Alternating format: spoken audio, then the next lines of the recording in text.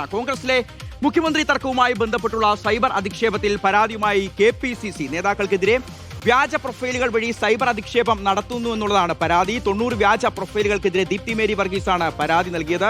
റോഷിപാലാണ് വിവരങ്ങൾ നൽകാൻ ചേരുന്നത്. റോഷി, മുസ്ലിം ലീഗ് അടക്കമുള്ള സഖ്യകക്ഷികളൊക്കെ അവരുടെ എതിർപ്പ് പരസ്യമായി പറയുന്നുണ്ട്. പക്ഷേ ഈ തമ്മിലടി കോൺഗ്രസ് നേതാക്കൾക്ക് വേണ്ടിയുള്ള അണികളാണോ അതോ ഫേക്ക് അക്കൗണ്ടുകളാണോ എന്നറിയില്ല. തമ്മിലടി അങ്ങനെ തന്നെ തുടർന്നുകൊണ്ടിരിക്കുകയാണ്. ഹൈക്കമാൻഡ് കാര്യമായിട്ടൊന്നും ഇടപെടുന്നില്ല. അതിനിടയിൽ കൂടുതൽ പരാതികളൊക്കെ വരികയാണ്. എന്താണ് ഈ പരാതിയിൽ പറഞ്ഞിരിക്കുന്നത് റോഷി?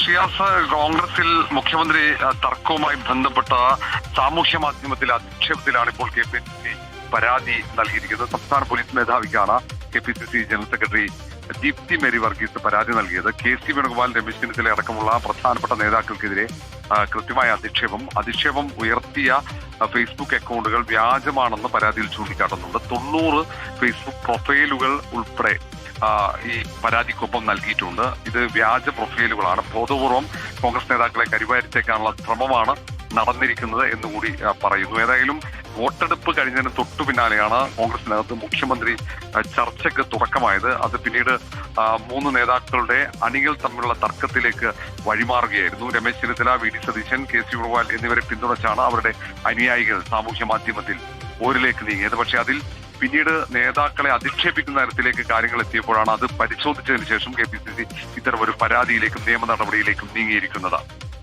ശരി റോഷി, എന്നാണെങ്കിലും തെരഞ്ഞെടുപ്പ് മെയ് 4 വരെ കാത്തിരിക്കാൻ, തെരഞ്ഞെടുപ്പ് ഫലം വരാൻ പോലും കാത്തിരിക്കുന്നതിന് മുൻപ് തന്നെ അത്തരത്തിലുള്ള ക്ഷമ പോലും കാണിക്കാതെ മുഖ്യമന്ത്രി പോര് സോഷ്യൽ മീഡിയയിലും പുറത്തുമൊക്കെ തുടരുകയാണ്.